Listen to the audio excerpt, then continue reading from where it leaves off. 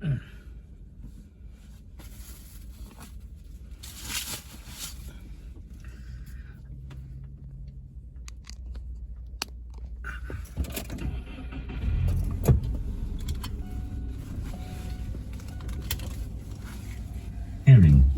Head.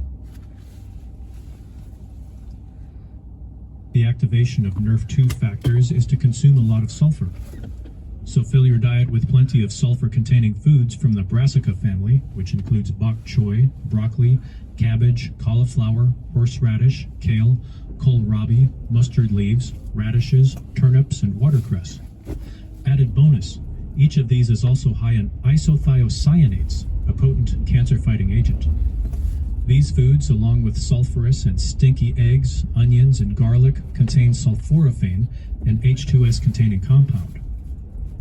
Broccoli sprouts, which can be kept in your freezer and added to smoothies, are a quite potent sulforaphane-containing superfood. According to my friend, Dr. Rhonda Patrick, freezing and blending broccoli sprouts appears to be an excellent way to increase sulforaphane's bioavailability by up to 3.5 times. Another NRF2 activator is curcumin, which is found in turmeric, a primary spice in Indian curries. I talked about curcumin as a mitochondria-supporting compound earlier in this chapter. Finally, hydrogen-rich water, also discussed earlier in this chapter, is also a good way to activate NRF2 pathways. Biohack number 12, the aspirin, magnesium, and vitamin D stack. Aspirin is a non-steroidal anti-inflammatory drug, NSAID, most commonly used as a pain reliever to treat fever and to reduce inflammation. While I'm highly skeptical of using NSAIDs to treat pain or inflammation, in Chapter 12 I explain the dangers of using NSAIDs.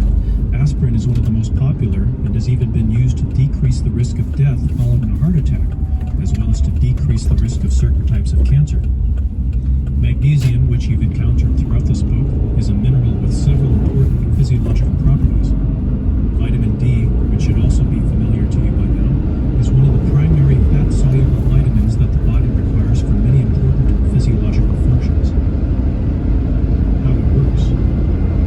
An article on the website of the anti-aging guru Josh Middledorf, who wrote the excellent book Cracking the Aging Code, alerted me to 2 Science magazine articles that featured simple and inexpensive basic measures that reduce risks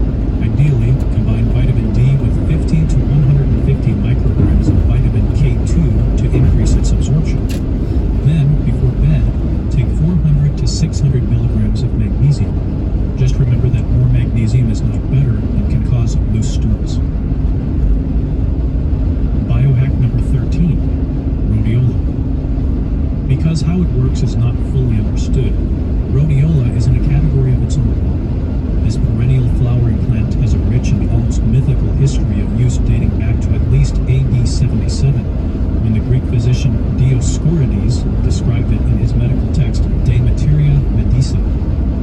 Vikings consumed it to enhance their strength and endurance, and Central Asians used a tea brewed from it to treat colds and flus. Known as the golden root, the root extract of Rhodiola rosea has been shown to be particularly effective in preventing age-related decline. How it works. A group of geneticists from UC Irvine found that feeding rhodiola root to fruit flies allowed the flies to live 20% longer. In another experiment, mice were exposed to a lethal dose of gamma radiation, and 90% of the mice given rhodiola 30 minutes before radiation survived just fine, in contrast to a 100% death rate in mice not treated at all. Normally, gamma radiation wreaks havoc in cells and randomly breaks apart a host of molecules. Although scientists aren't sure of the exact mechanism of action, it appears that the body has its own built-in chemical machinery for repairing the damage, and that rhodiola upregulates this machinery. There's also some speculation that rhodiola may increase stress resilience in a xenohormetic manner, very similar to the extracts from wild plants. In fact, many of the strategies in this chapter that extend lifespan also increase stress resilience in some manner as well, making the phrase harder to kill an achievable objective for many people if they simply knew what to do. One study found that rhodiola consumption is associated with the regulation of the expression of 1,000